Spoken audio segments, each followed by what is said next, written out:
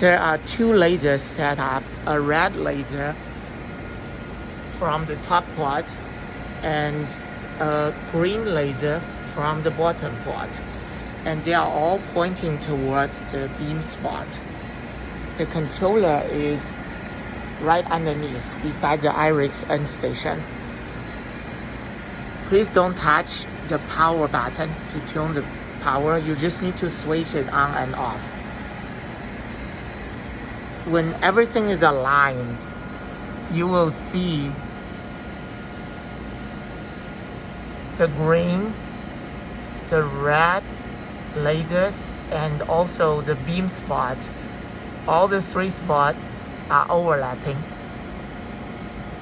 You can't see them clearly here because all the three spots, I just did the alignment and they are completely overlapping now.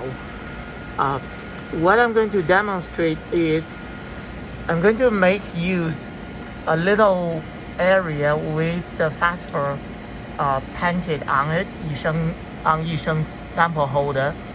I'm going to demonstrate how you move the sample, and then you use the alignment lasers to relocate your sample into the iRIXS spectrometer focus point.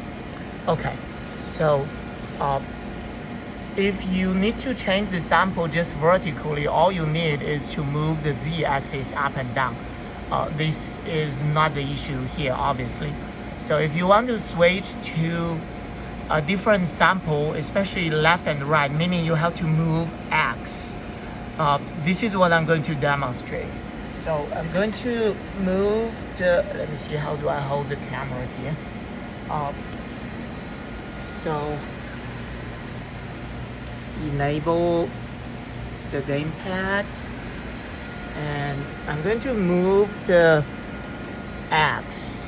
So you will see the three, the beam spot and two lasers, they will start to be separated now. So let me see, how do I hold my camera? Okay, so I'm moving the X now, X plus.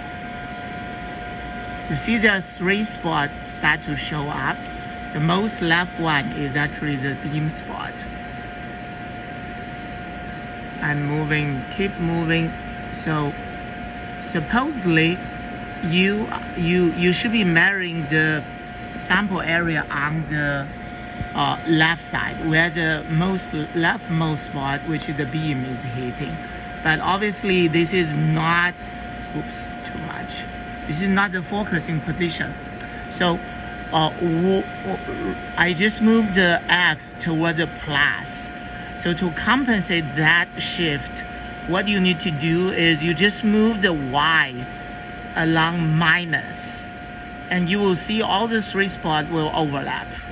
So Y minus now. Great. That's all you need to do. So once you have all the three spots overlapping, the two alignment laser will point to the beam spot. You will determine whether it's hitting your sample correctly.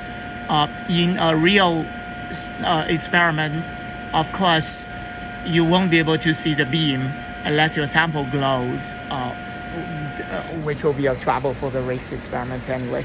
So I'm just making use of this glowing phosphor area to show you, essentially, you move the X towards your sample position and then move Y in the opposite plus and minus direction to compensate the move on the X. Once you get the two alignment laser overlapping into one spot, you should be good to go.